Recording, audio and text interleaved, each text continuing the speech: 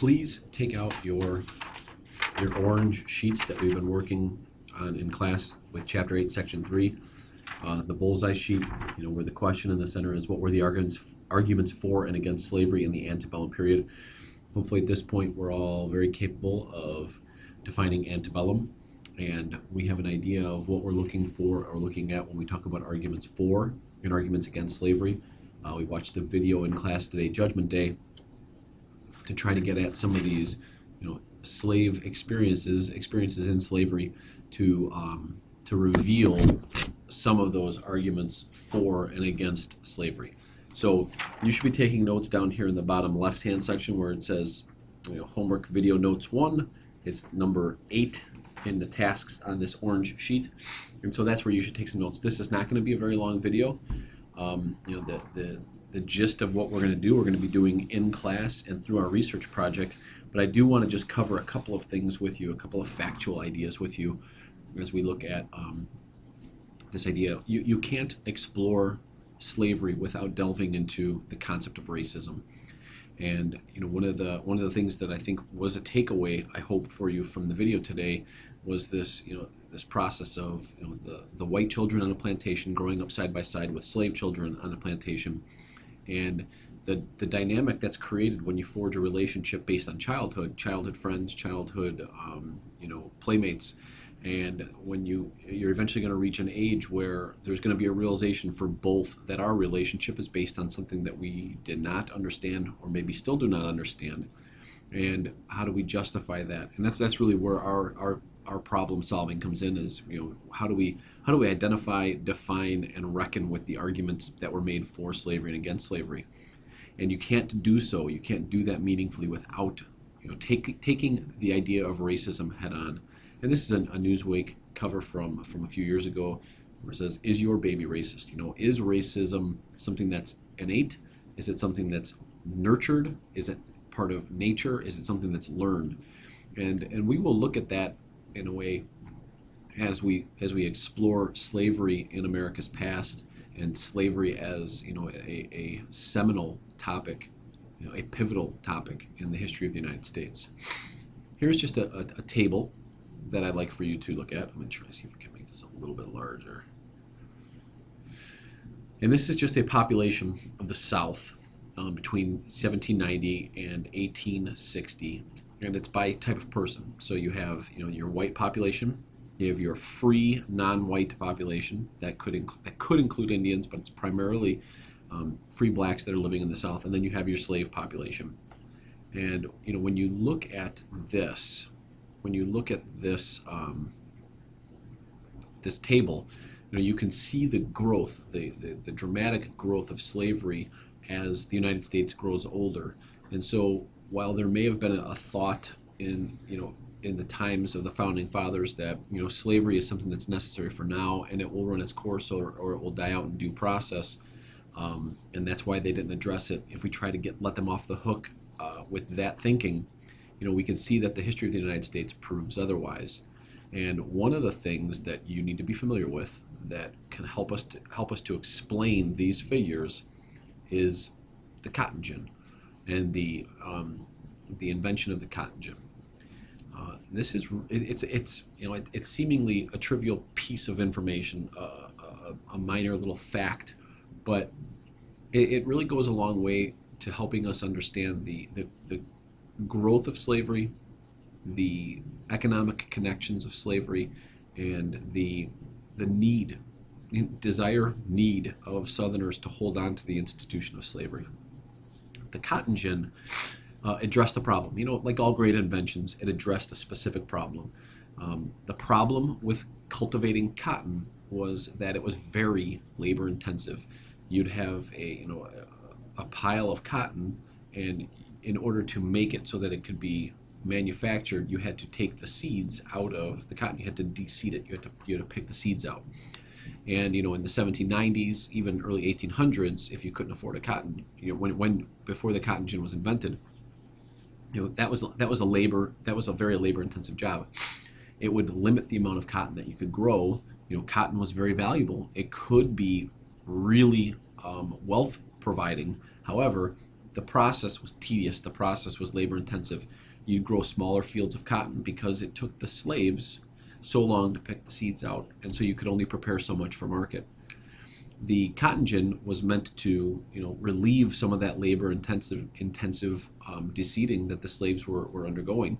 Now, there was some common thinking, and I think Eli Whitney would even have been guilty of this, that the cotton gin, which would be something that you could put the cotton in, and it would be an engine that you'd run it through, a little device that you'd run it through, and it would deseed the cotton for you. It would take away some of that labor need, and therefore, if you're taking away some of the need for labor, you may be diminishing the need for slavery, and it could be an economic assault, an invention, an ingenious assault on slavery.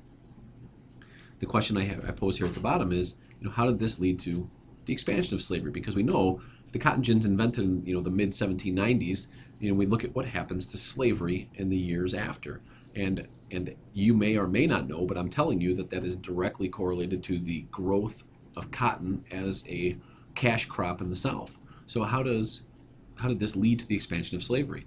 Well, like I said before, if you had to pick the seeds out of the cotton by hand, you could only grow so much. And so you would need slaves in order to do that menial labor.